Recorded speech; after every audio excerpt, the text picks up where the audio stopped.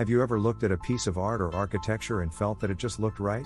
That's because it probably followed the golden ratio, a mathematical ratio that has been used in design for centuries. But the golden ratio is just one of the many fascinating concepts we'll be exploring today. We'll also be diving into the Fibonacci sequence, a sequence of numbers found throughout nature and art, as well as the rule of thirds, a composition technique used in photography and graphic design.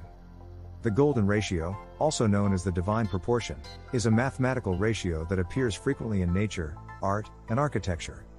It is believed to be aesthetically pleasing to the human eye, which is why it has been used by artists and architects for centuries.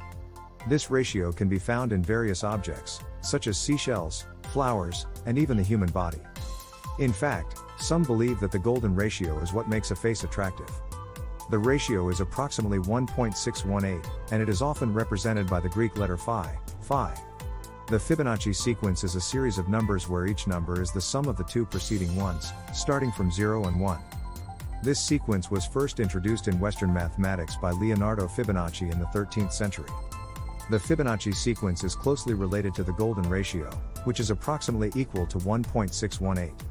In fact, if you divide any number in the Fibonacci sequence by the number before it, the answer approaches the golden ratio.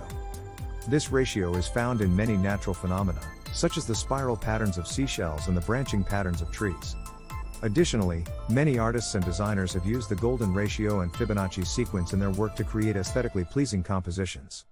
The application of the golden ratio and Fibonacci sequence is not limited to art, architecture, and nature. These principles have found their way into various fields such as graphic design, web design, and even music composition.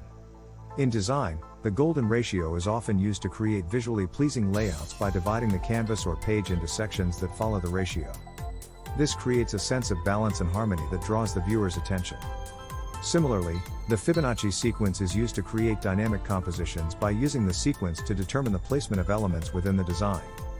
This technique is particularly effective in creating movement and flow in the design. In photography, the rule of thirds is often combined with the golden ratio to create visually striking images. By placing the subject at the intersection points of the grid created by the rule of thirds, and following the golden ratio for the rest of the composition, photographers can create images that are both balanced and dynamic. This technique is used extensively in landscape and portrait photography.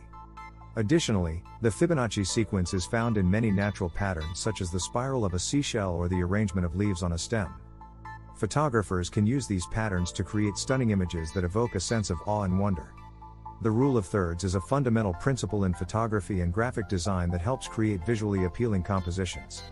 It involves dividing an image into 9 equal parts by drawing 2 equally spaced horizontal lines and 2 equally spaced vertical lines, resulting in 4 intersection points. The subject of the image should be placed along these lines or at the intersection points to create a balanced and harmonious composition.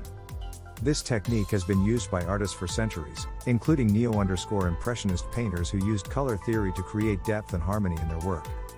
By applying the rule of thirds, photographers and designers can create dynamic and engaging visuals that capture the viewer's attention and convey a message effectively. In summary, the golden ratio, Fibonacci sequence, and rule of thirds are all important concepts in various fields such as art, architecture, design, and photography. Understanding these concepts can help us create aesthetically pleasing compositions and designs that are visually appealing to the human eye.